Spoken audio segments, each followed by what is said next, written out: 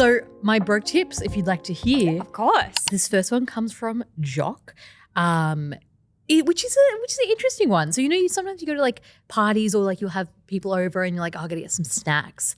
And they've suggested Cheezels instead of chips because it looks more impressive and they're often cheaper. I just recommend if anything breaks anywhere in the world in something that, something that you own, let's say your Dyson hair wrap or whatever, try and I was going to say go on Marketplace and look for the parts or Google the parts and just try and replace it. Deep down, she's a handyman.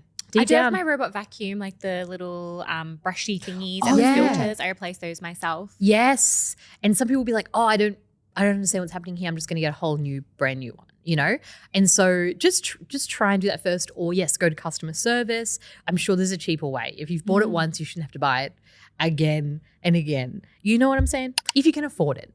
So I just want to, like a tiny little, very, very short backstory. You know how I was saying that I have like 1 million gym memberships?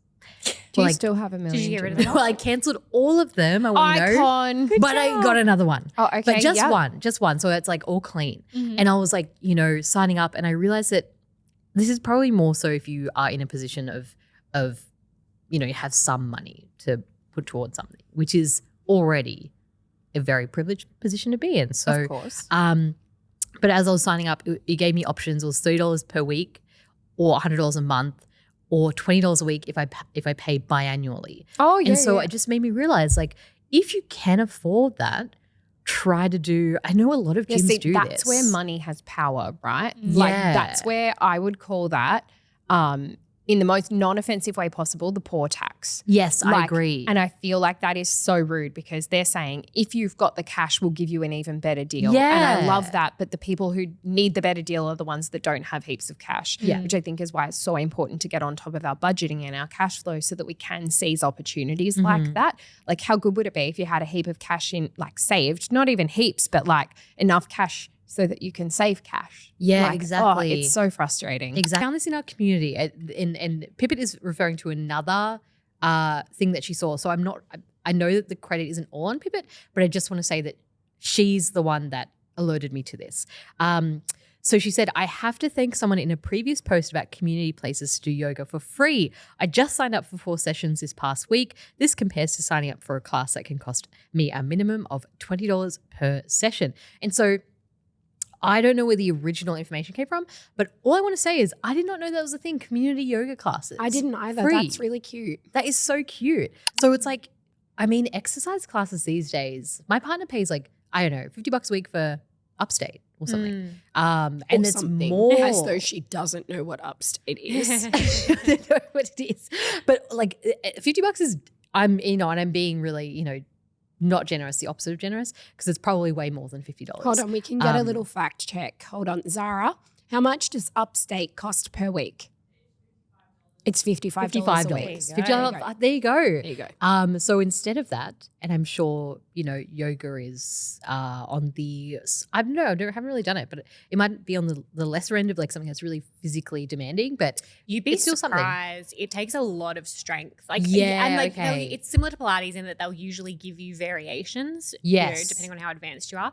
But so when I was younger, I worked at a yoga studio and it is crazy how much like strength people have. Right. Yeah. Because you're doing everything holding your body weight. Oh my God, that's so true. Sorry, I take that all back actually. That it is intense.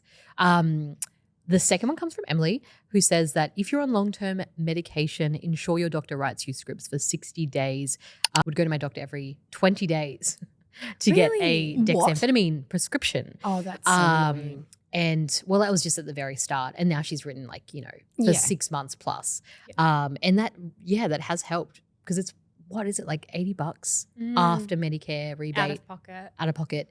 And so I think it's just a fantastic idea. If you have the option, if your doctor is willing, try and get 6 months plus worth of prescriptions. That's really practical. That's a good one. Thank you. Yes. And thank you so much, Emily. I didn't know people didn't do that by default. This next one comes from myself and also our producer who alerted me that Grilled is actually doing Mad Bun Days. Does Does that make any sense to anyone? This came up in the Slack recently. Georgia loves this. Yes. It's a real tongue twister. Yeah. Is that intentional? Probably. So how it works, this is through Grilled. How it works is you sign up, you pick your Aussie Rules team or your rugby league team. I just did it before. I don't think you can pick one of each. I did try. There could be a way, but I haven't found it. And then if that team wins a match, you get a free burger. You get a free burger coupon sent to your email and Relish account, which is what they call the Grilled account. You can dine in on Monday, spend $20 and redeem your free burger at the till. And then bask in the glory, brag to your mates is step number 5, which is something you must do. And that's me for this week. I love that because grilled burgers are so expensive. And they're so yummy. They're so good.